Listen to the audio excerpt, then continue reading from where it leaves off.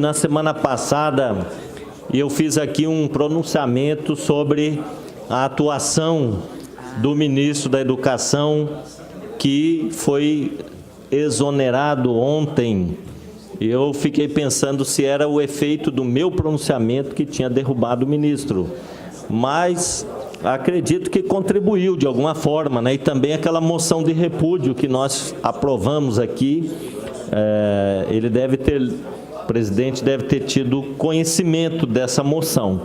Mas, quando se começou a cogitar a saída do ministro da Educação na semana passada, que o presidente Bolsonaro deu uma declaração dizendo que poderia substituí-lo, sempre acende uma chamazinha de esperança de que, o substituto possa ser um pouquinho melhor do que o anterior, Então, fiquei pensando, quem sabe o Bolsonaro ele receba uma iluminação do além, e fale assim: vamos colocar alguém da área da educação, alguém para cuidar da gestão do ministério, pelo menos para organizar as coisas, E aí saiu o ministro Vélez, que era discípulo do Olavo de Carvalho, que é um astrólogo que fica lá nos Estados Unidos dando palestra, e ele é astrólogo e ele é filósofo, só que o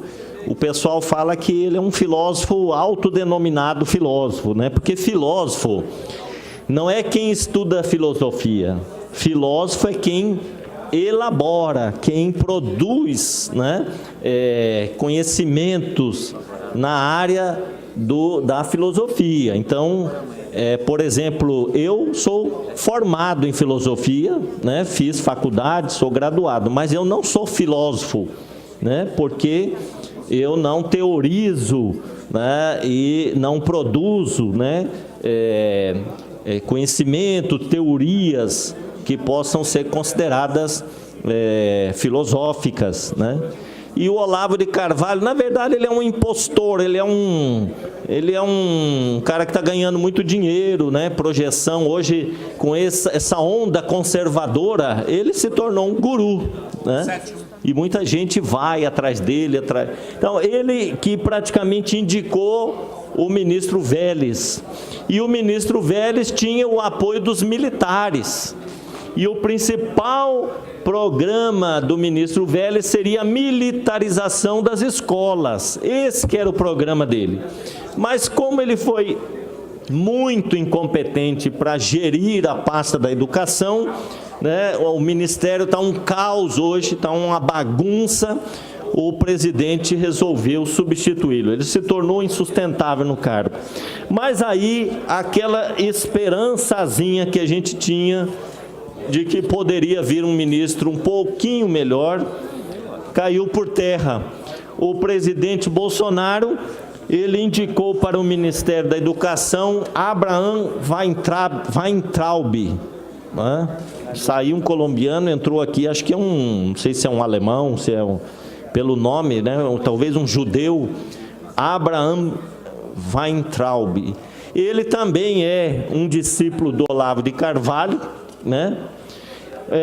mas diferente do ministro que saiu, que tinha como objetivo militarização das escolas, o ministro que está assumindo, ele já tem uma outra perspectiva. Ele não tem assim o apoio dos militares para militarizar as escolas. Ele tem apoio da equipe do Paulo Guedes, da área econômica. Aliás, nós não temos um ministro da Educação que é educador, que é da área da educação. Ele é economista, Ele é ligado ao mercado financeiro e ele tem as bênçãos do ministro da Economia, Paulo Guedes. E o principal objetivo dele na pasta da educação vai ser fazer a guerra cultural, o controle ideológico, para esse combate ao marxismo, ao comunismo, que é uma coisa assim completamente esdrúxula, que a gente está ouvindo falar muito nesses últimos tempos, desse governo de extrema direita que nós temos no Brasil hoje, como se o Brasil tivesse coalhado de comunistas, se o Brasil tivesse uma rede de marxistas infiltrada nas escolas, nas universidades, né? Então, o objetivo principal desse senhor vai ser essa guerra cultural, combate ao marxismo, controle ideológico e apoiar o ministro Paulo Guedes no seu grande projeto, que é desvinculação orçamentária constitucional. Então, é acabar com os recursos vinculados, né, para a educação e todas as outras áreas. Esse é um projeto que está na cabeça do Paulo Guedes. Se ele vai conseguir isso, eu não sei. Mas seria um desastre total para determinadas políticas públicas e no setor da educação, né? Nós, por exemplo, temos a vinculação de 25%, no caso aqui do Estado, para a educação, né? A União tem a vinculação de 18% dos recursos da União para a educação. Então, ele acabando com isso, fica livre, o gestor vai aplicar quanto ele quiser na educação. Seria um atraso muito grande, né?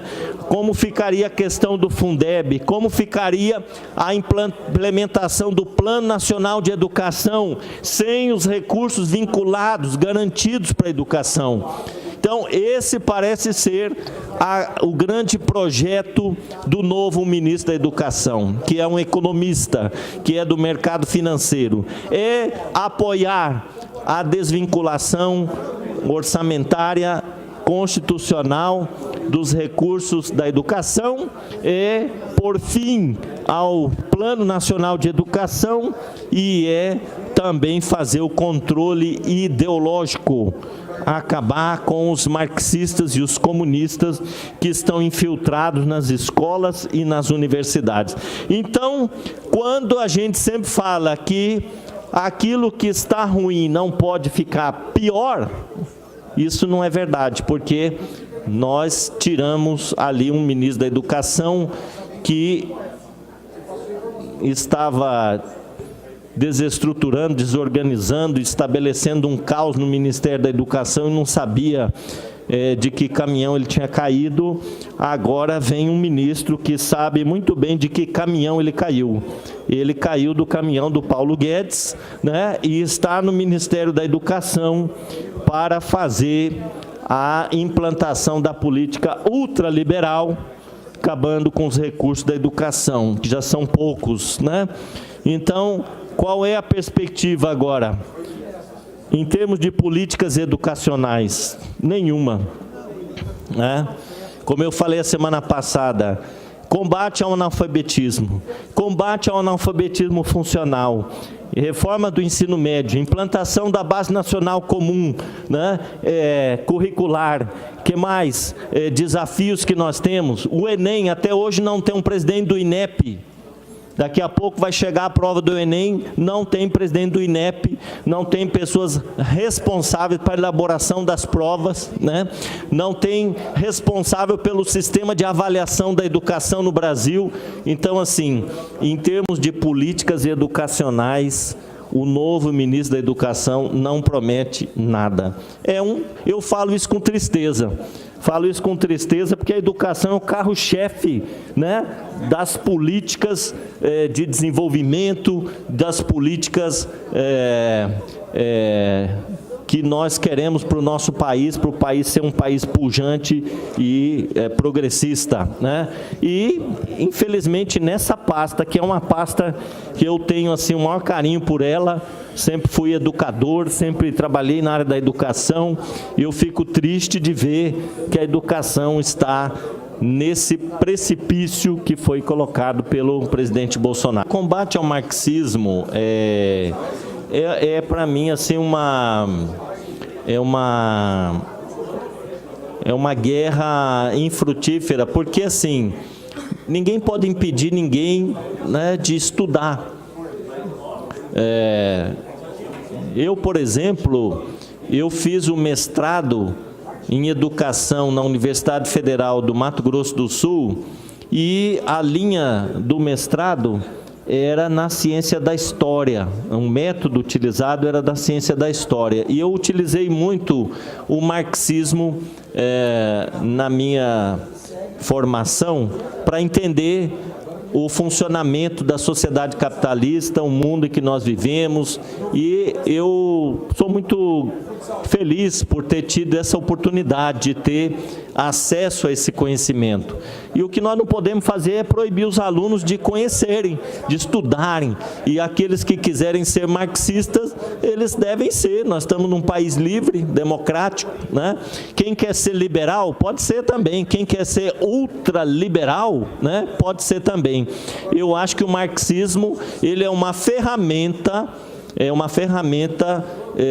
teórica importantíssima de compreensão da realidade, dos mecanismos de funcionamento da economia, e eu acho que ele pode nos ajudar, inclusive, a formular teorias para uma sociedade mais justa, mais igualitária.